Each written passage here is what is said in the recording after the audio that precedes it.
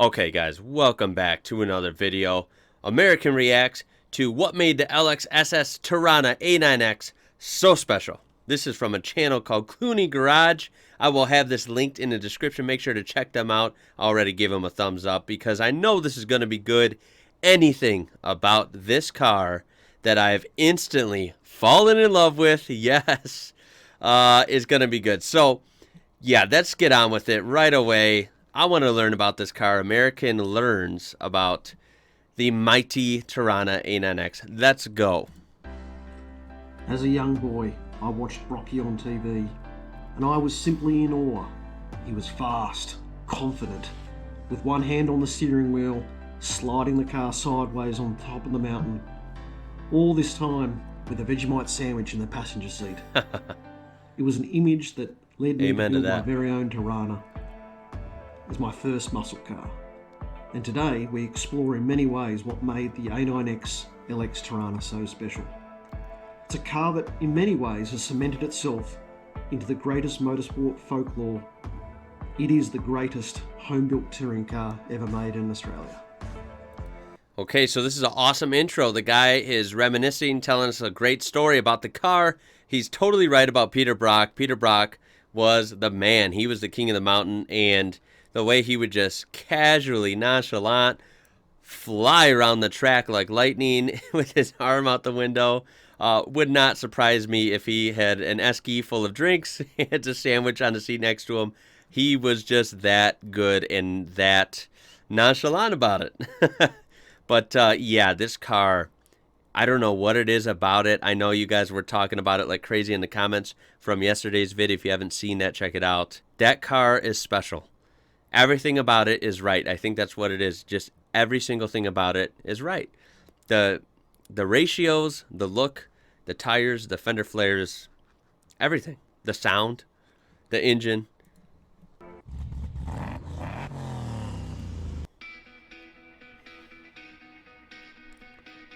Wow, look at that ute.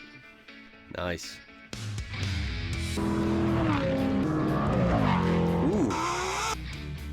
Ooh, supercarts. Oh, I look like a Commodore. She's a duck's guts. Okay, so right away before he starts, I'm super excited to see this, man. This is like some down on the ground, actual Australian guys, like not some big network. This is like some real stuff. A regular guy like me, like you. So hats off to this guy. This looks really fun. We're only a minute in. But I can tell you right now, loving his garage here. Look at those banners. Man, this guy's got good taste. Those are really cool banners, dude. Hell yeah. G'day everyone, welcome back to the channel. It's Nostalgic Saturday here at Clooney Garage. Not normally that dramatic in the intro there. I hope you enjoyed that. It's a bit of Bathurst there. We're going to talk to you about the LXSS Torana, the A9X edition, and what made it so special. There's a couple of reasons. We'll go through all that. And I've done a fair bit of research, been on the internet, looked at lots of facts and figures and stuff, and got some pretty cool photos and stuff to share with you as well. So have a look as I'm presenting at the moment. You'll see some different photos come up. But let's talk all about it. Let's get stuck into it. So let's start where it all began. And that was back in February 1976 when the LX model was introduced. It was a beautiful model and year, that February 1976 edition. Same vintage as young Fred here. And it was the new model after the LH. Wow. Powered by the mighty L34 back in those days, the V8 model. So the L34, is that the one you guys were talking about, right? The 308 cubic inch, correct?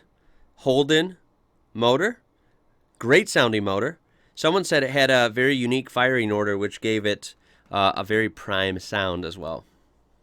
She rolled off the production line in 76, and then in 1977, they started introducing this performance pack. So the A9X wasn't even a model in its own right. It was about that July 1977 from what I can read and research. And this performance pack, this was actually part of the homologation that allowed them to race at Bathurst. Come on, you got to take a look at that. Oh, just don't mind me while I drool over this car right now. That is so cool, man. Pardon my language. I'm sorry. That thing is so awesome. Who doesn't want that thing?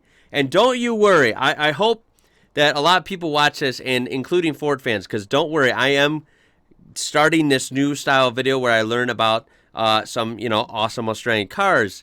Don't worry, next episode we will be covering an awesome legendary Ford. So I will spread the wealth, but come on, you gotta admit this thing is just the bee's knees. It's awesome.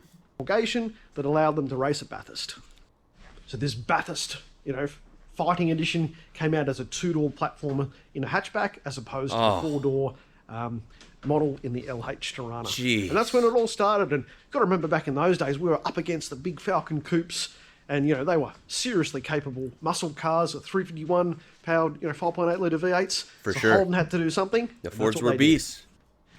So Fred, tell us what makes them so special. All right, I'll let you know. First thing is the look. The look is muscle car. Yeah. Big reverse cow scoop on the bonnet. Oh, yeah. Beautiful flared guards. I love God, the what drop a tanks on good-looking them. car. The drop tanks are amazing. And they just Look at that. Oh, my God, they're so neat. Everything about them, like I said before, everything about them. scream Bathurst touring car. They do. Muscle, don't they, really? I mean, I'm a little bit biased, of course, having built a replica myself. And this thing, when it came out, it oozed win on Sunday, sell on Monday. Yeah. Look at this photo. So such a contrast look to at the V8 that. supercars you see of today that bear Oh no my resemblance to the actual car you can go and buy. But in these days, in the 70s and even the early, bear no... Get it, one more look at that in case you didn't notice. Look at that reflection. The race car on the bottom and the street car on top. Very similar, same vibe. Oh my God. Like he said, win on Sunday, sell on Monday. Back in the day when these were actual race cars that were built on actual street cars. Like this was just, this car on the bottom, the paint scheme there was just a modified version of this. How can you argue with that? So freaking cool, man. The motorsports back then, usually worldwide, but especially these Australian touring cars, I mean, they just oozed that soul, that connection. People could aspire to own one of these just like they saw on the track. How cool is that? And I imagine the road car was a damn good car and really fast too. resemblance to the actual car you can go and buy. But in these days, in the 70s and even the early 80s, the car that you saw racing around Bathurst actually pretty closely resembled the car that you actually went and bought off the lot. For sure. I wish those days were still here. Yeah. Right, the next reason they were so cool and so special was the performance package. This thing came out with a 5-litre 308. And this was up against the 351s, as I've mentioned. This is pretty cool. It had roller rocker valve gear, Rochester 4-barrel carb. Nice. In the Bathurst edition, obviously big side pipes on it. Actually came out with the L31 engine. To contrary belief, everyone says L34 was the A9X, it was the L31. Oh. They ran into some issues there in homologation. But this car was still pretty cool. I think the Bathurst editions are up around that 200 kilowatts, and the car that you could go and buy off the lot, the A9X, was about 160, 170 kilowatts. So, you go back in time, that's pretty serious power back in those days. Now, yeah, I'm an American, so I have no idea what kilowatts is for power, what's good and what's bad. But I do remember someone saying, I think these were for horsepower.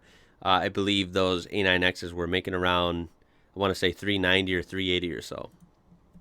For a car that didn't weigh much, you got to remember that these 2-door shells were pretty lightweight. So the advantage that the Torana A9X had was power to weight over the big Falcon coupes. Yeah.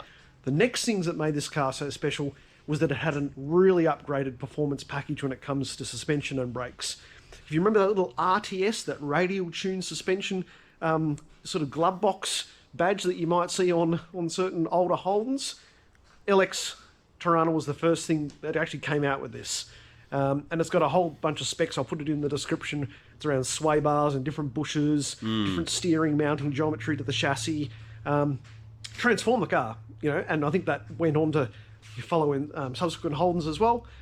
It actually came out with a Salisbury 10-bolt diff. Nice. I got personal experience in blowing up the previous Banjo model, so you don't want that, particularly at Braddon on a Friday night back in the day. And, they had some other cool bits too, so disc brake rear end, so made sure that this thing could actually stop. Yeah, that's impressive too. And the third reason why these things are so special It's their track record. We will never see, and that's why my thumbnail is a homage to this untouchable notion here. We will never see someone and a car and a platform dominate as we saw with the A9Xs in 78 and 79. Rumour goes around that, well, Brock actually was running out of oil on that last lap that he did, but he actually got his fastest lap time in the race on the last lap. He was pretty special. It was pretty cool. And this thing here, which I just saw that, by the way, last night. And it's a true icon of just total domination. The top 8 places were Torana A9Xs. Holy smokes. We'll never see that repeated again. Jeez. And for you history buffs out there, in 78, 79, the A9X won the Australian Touring Car Championship as well as the end of the year Bathurst results with Brocky and Bob Morris, respectively. All right, so there's 3 pretty cool reasons what made them so special. The looks, the power package, the performance, and the track record. And I think they're pretty cool. They're seriously getting unachievable for people like us to buy them these days and turn them into street cars. Although young Fred did do that. And, I've got some other photos and I'm flashing up here too. There are some amazing looking A9X replicas. Wow. But I would just love to have one. Bit of a pipe dream, have one here in Cluny Garage, but I don't think I'll take it around Wakefield. Don't do it for Dale, do it for Brocky. Catch you later. Nice saying at the end. Of course, Dale Earnhardt is a legend, but so is Brocky. And arguably, Brocky a little more likable, right? Because he was just kind of a cool all-around guy. That was an awesome video. Shout out to Cluny Garage. Really cool, man. Enjoyed the video for sure. So make sure to give him a look. I like seeing smaller channels like that up and coming. And the guy has an awesome garage. He was in there, for one. Really cool. And clearly, he's got a good taste. But, I mean, who doesn't like that car? I mean, let's get real. That is one of the coolest cars ever. Okay, so this video is far from over, guys.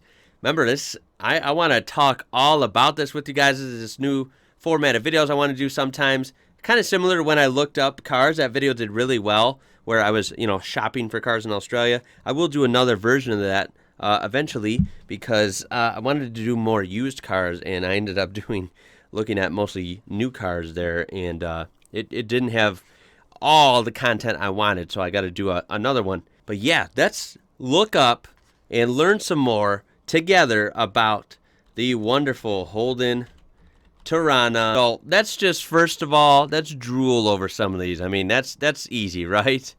Look at these in different colors. This is, for me, pretty cool. As awesome as the race liveries are and seeing them in race spec, it's cool seeing them in more of a street car appearance and solid colors. And right away, the first one I click on is like a pale yellow. And for some reason, that definitely not being high on my list on favorite colors, for some reason it looks good. Can you really make a Torana not look good? I don't think so. It wears this color even well. And how about this, the caption under it? Survivor 1977 Holden A9X Torana to fetch up to $250,000 at auction. Wow, these pull some serious money.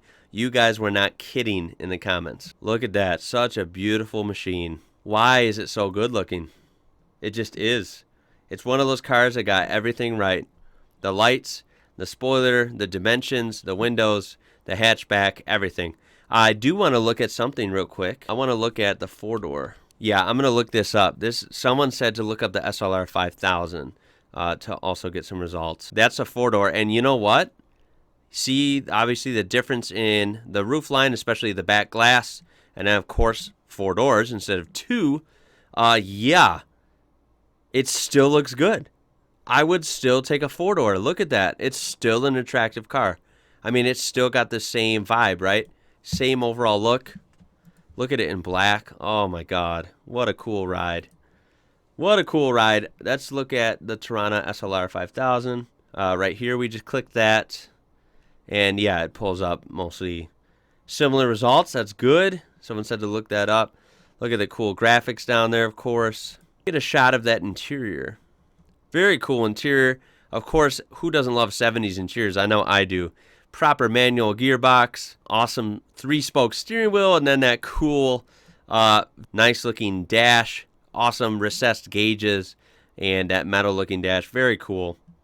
I love the white seats, very nice. And look at this one. Not quite my style, a little overboard for me, but nonetheless looks really, really neat. Got this one all hot rodded out. Got the big blower hanging out there with the nostrils. Yeah, over the top for sure. And then look at, we have a regular old Torana, and you know what? I like it. I don't even care. I like it. There's a regular old Torana. I don't think we have a big 308 in there, but probably a 4-cylinder. I heard you can make the 6 cylinders with triple carbs pretty fast as well. But yeah, obviously you would want this. I mean, come on, that's a beautiful machine. I wanted to show you the only sort of, so don't get mad, I'm not saying they're the same, the only kind of sort of cars like this we had, which would have been from GM. So we had like the Chevy Vega and the Chevy Monza, because as you know, probably American muscle cars were usually really big. Even our Chevy Nova was bigger than this, and that was one of our smaller muscle cars. So here's like a Chevy Vega, kind of similar. You got to use your imagination. I'm not saying it's the same car. It's not. But you got to realize that these more compact muscle cars weren't huge here in America. No pun intended. But I tend to like them. And I like small cars, especially the idea of a small muscle car that can handle, has a nice stance, and a powerful, smaller V8. So yeah, there's like a Chevy Vega 73.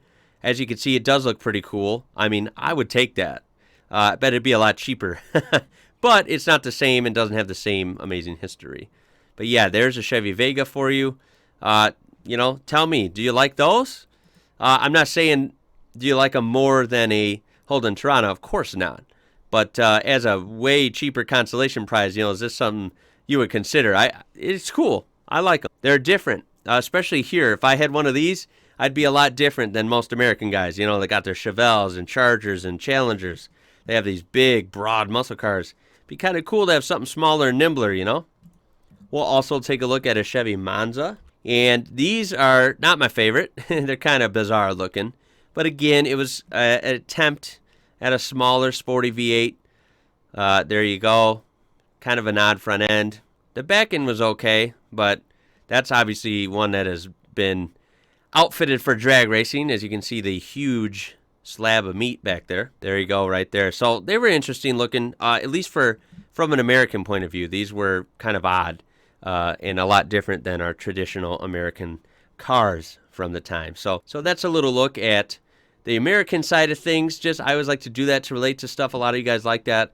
And, that's where I'm from. That's the point of the video. So that's the only thing we had that was even in the same distant league was those. And as you can tell, they are nothing like a Holden Torana and did not, unfortunately, have a legacy like the wonderful Torana A9X and SLR 5000. Yes, it looks better seeing them side back to back now. Of course it looks better. And yeah, look at that race one. This race one in particular is a 4-door.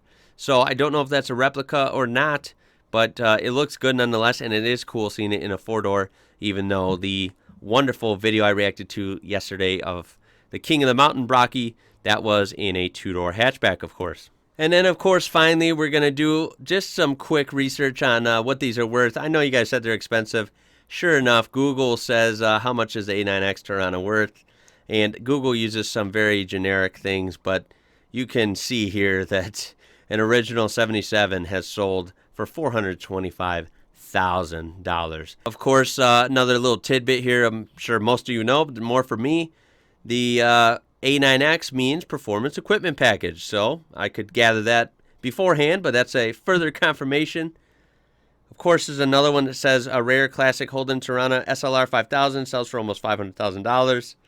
Absolutely crazy. Probably the same one we heard about at $475 or $425. Yeah. Look at that beauty in black. Oh, what a good looking machine. And that's a 4-door. Indeed. Yeah, it's so cool from a foreign perspective to see the awesome motorsports rivalries especially between Holden and Ford. Both of them have their highs and lows. Both of them, of course, had legendary vehicles. But for the late 70s, Ford was really bringing it with that Falcon, I'm sure. And Holden had to really step up to the plate, and they did. They did with this Torana. It ended up being a home run, so to say, right? So, yeah, what an amazing car. I have enjoyed learning about this. There's, of course, a lot more to learn, and we will revisit this style video very soon. So let me know down below ideas for next episode on, how to learn about an awesome, iconic Australian car that you want me to do.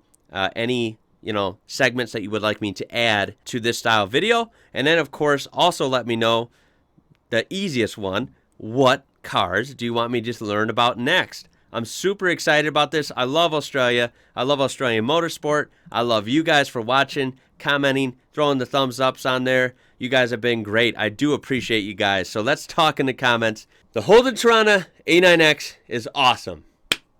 It's an awesome car. One of the coolest cars in the world. Changed my mind. It is. It is. It's one of the best. And unfortunately, unless I hit the lottery or something, it's so out of reach. It's so expensive. But we can all dream. Maybe someday, one of us will get one. They're an awesome, awesome car. And I hope to at least see one someday. So to make sure and throw a like on there. If you don't throw a like on there, then you don't like this car and you're crazy. Subscribe for more stuff like this. My name is Ian. You're watching IWrocker, and I'll catch you later.